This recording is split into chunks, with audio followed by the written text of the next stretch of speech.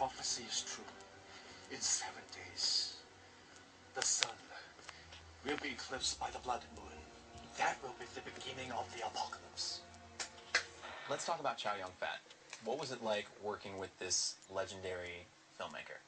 Chow was, he was really kind of a funny guy. I remember when he first started, he created this character of Master Roshi, and it was, you know, they wanted the comedy to be kind of like Stephen Chowish. And I remember it was the first day on set, he started doing this comedy, and it was huge. It was so big.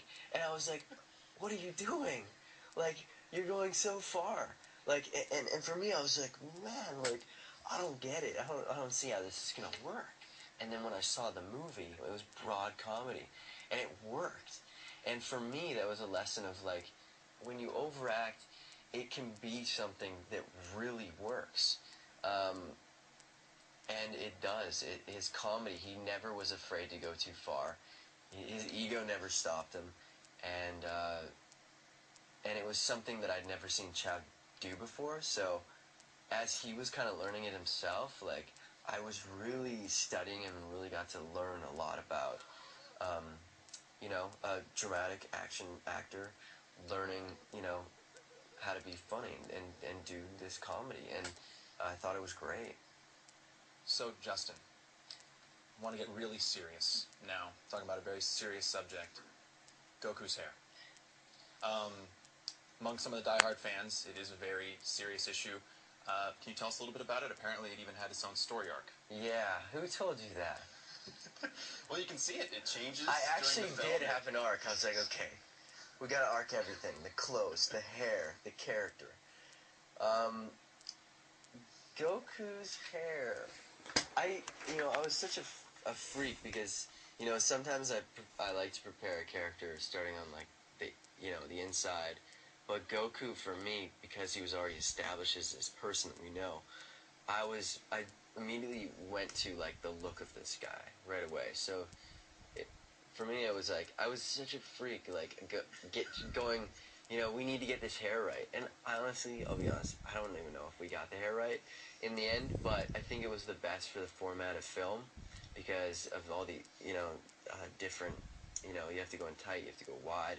And so I think it ended up being a good balance. But we went through like 40 bottles of hairspray. It was like half an hour in the chair every day.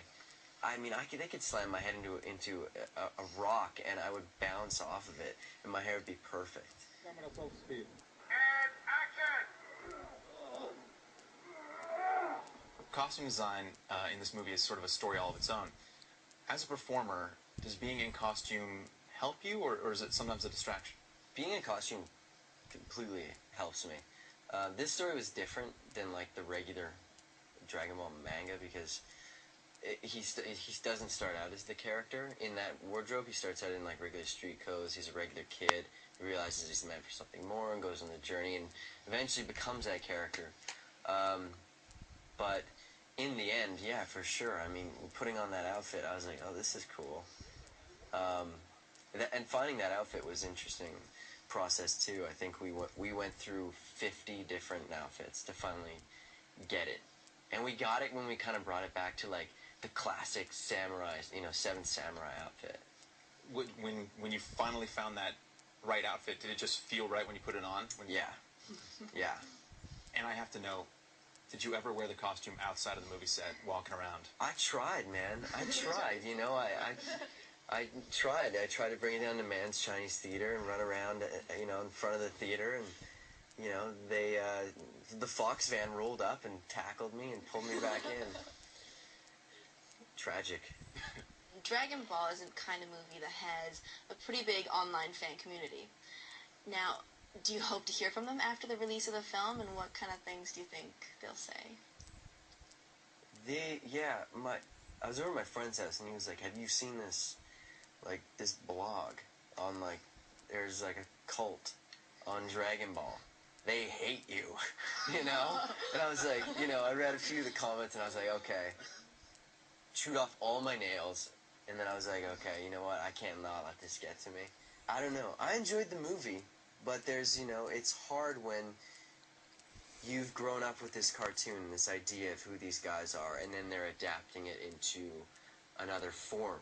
Regardless of what these characters are and what they represent and how they're perceived, I just think that it's important to pass on these stories, because Dragon Ball is a pretty cool story.